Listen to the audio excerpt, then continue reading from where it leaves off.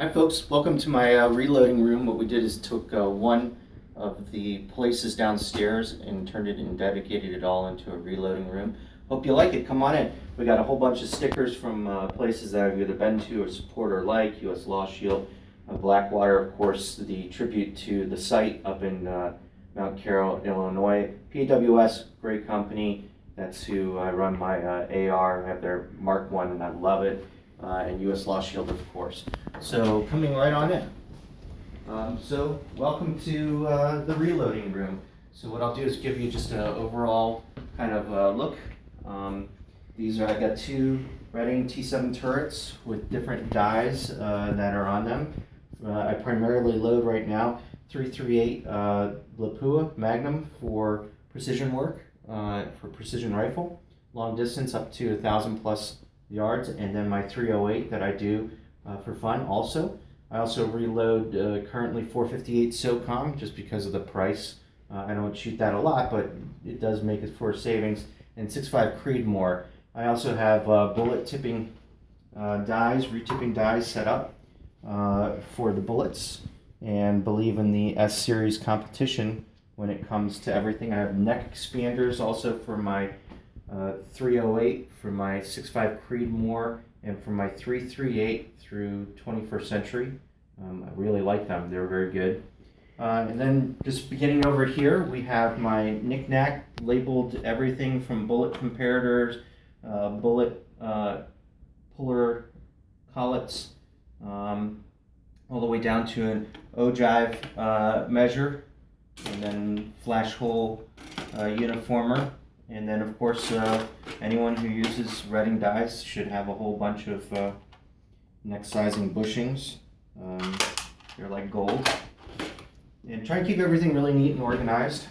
Probably one of my best purchases that I really like is a huge upgrade from either the Hornady or any other one. Is this type of caliper? I mean, it's a really great one, my Uto.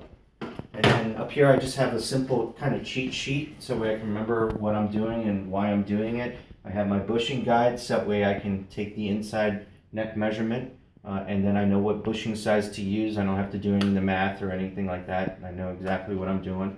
Then I have each one of these different dies set up on a number system so way if I want to change them or rearrange them or get in a new turret, all I have to do is take a look up here, see where I'm going. I can see what my preferred charge is, what my CBTO is for my 338, for example. And then over here is for my 308. Then I have my basic case prep checklist. So that way when I come over here and I do my different case prepping, I know exactly where I am based upon the numbering system that's over here. Very nice to have a sync. And then, of course, one of my major upgrades that I really like is my Sartorius scale. This thing is just dead on accurate. And then I use the Lee Precision Powder measurement kit, the little scoopers to put in there and then trickle it up. Inside of each one of these, I just have different things. For example, this is my 338 with my H1000 and my Rotumbo powders. Over here is my 308 powders that I have. I currently load a lot of CFE 223. I really like it. And also in the past I've used 4064, 4895, and also the Alliant 2000 MR for my 338. Then I have my different containers. I have a sonic cleaner when I need something that it seems that the dies need to be, because they get gunked up quite a bit, sometimes need to be redone. The different Tupperwares for organizing things, the different die sets that I have, and then also my cleaning supplies. And then over here is I have my primers for my 338, my labeling pods, my one shot for case lube.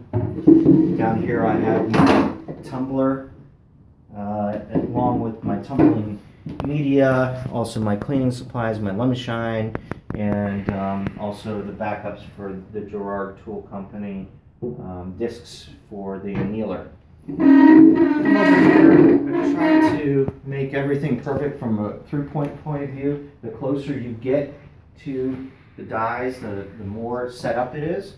So we have over here, I have these little tiny cheat sheets that I made up for when I trim things. I can, sort them by the way of their trimming. When it comes to the 308, that's my bullet cheat sheet. And that way when I weigh them out, I can put them together. And then finally when I trim, and get everything all done, that's my CBTO fully loaded. This is one of my other favorite things, the STM media separator. It is wonderful. So what happens is after I fire and it's still got its primer in it, it goes in here. And then I'll go over and I'll run the checklist until eventually it gets over to this area, which is totally prepared brass. I have them separated by different sorts and kinds. I'm separated by trim length. I'm separated by neck thickness. And I really like these two. These are some of my favorite instruments that I have. The 21st Century neck turner. I have it set, one dedicated for 308, and it never moves.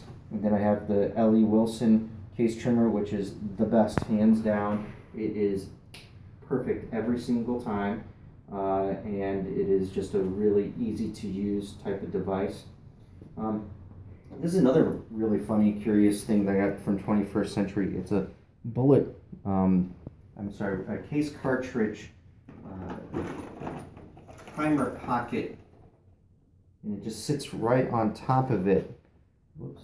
It sits right on top of it where you can find out the ICC, or the internal. These are all primed, ready to go. Yep. And it just sits right on there, and then you fill it full of water, and then you weigh it and measure it, and you can see if you want to get really serious about it. I have my meat plat trimmers from Montour County Rifle 308 for meat plat uniforming trimming, and then I use the 21st Century retipping. This is my lot of bullets. I bought 1,800 pieces, 168 grain. These are ones that have been processed and fully prepared bullets, and by preparing the meat plat trimmed, hollowed, deburred, and then repointed. I separate them by using the Sinclair ogive separator. These of course are trays, and of course when we load them in and have them ready to go, and I have all the details and have them all grouped in, and that's the corresponding rows. Then we move over here. This is when I decided that I was going to try and be a machinist and make 80% lowers, and using a drill press, and I figured out that I'm a much better lawyer and much better reloader than I am a machinist. So that was a fun project that I learned a lot from, but ultimately was not terribly successful. This is the Gerard Tool Company case annealer. It is a wonderful instrument. I have my Tempelac to make sure I get it the right temperatures, have the right settings and everything ready to go. These are my drills that run my different case turning, neck turning, and this is a great tool that I like, the Prep Center, the Hornady Prep Center, that does my inside chamfering, my outside, my pilot pocket piloting. Then I have my primer pocket, uniformer, and of course a brush to get off all the loose ends. Every once in a while, what I'll do is make sure that my process is good by making use of this really great concentricity gauge. It's the best one that I know of. And then if there are some issues, then I'll use the Hornady, because this one you can cheat a little bit and actually wiggle the bullet to try and create better concentricity. This is the Sinclair ogive bullet base sorter. It's a really great one. I like it. This one is one of my favorite devices. It's the Defense Distributed Ghost Gunner that makes from blanks, from 80% to make them really, I mean, fantastically good looking.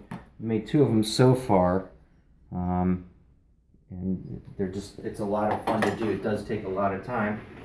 We come over here, we got my wounded warriors, as I call them, the ones that didn't quite make it from when I thought I was going to be a machinist, but I'm better for the effort for trying. Come over here, this is my 6.5 Creedmoor, and it has my meat plat uniformer. Right now I don't have my 6.5 Creedmoor. I'm waiting on it because of the stock.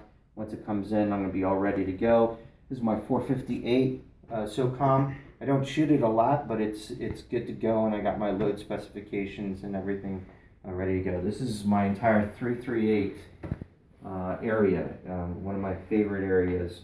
So this would be the once fire brass or a couple times fire brass that still has its primer and has to go through the entire process to get where it needs to go. These are fully prepped brass that's ready to get loaded and ready to go. Of course, primers, lots of those. We already saw the trimmer that I love, the case neck.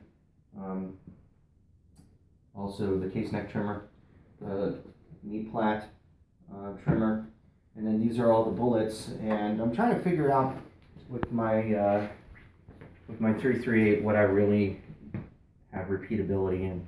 And so right now I'm testing out two 15 grain, both the Spitzer bullet and the hollow point bowtail, and also the same with the 250 grain. And then I have a few legacy 285 grain Hornadies. They just don't work as well as I'd like them to, don't group them as well as I'd like them to in my particular rifle. So I had my old Charge Master before I got up to my Sartorius, and then just I had my primary weapon systems. You know, Adam and all those guys and the owners were really nice, gave us a really great tour and gave us some swag. And this is my kind of my efforts of how many and what types of bullets I've reloaded. My nod off to the site, and then my friends that when I went out to the site with to train, and of course my lovely family with my beautiful wife and awesome daughter, and then all my 338 reloading that I've done in the place where I train with Ryan and Mark and a lot of the other guys at Truck locally here, and just try and keep everything neat and organized. Have my to-do, what I have to do over here, and what bushings I have installed so we don't have to take it apart unless I have to. So this is my reloading room. Hopefully you like it, and I'll see you out on the range.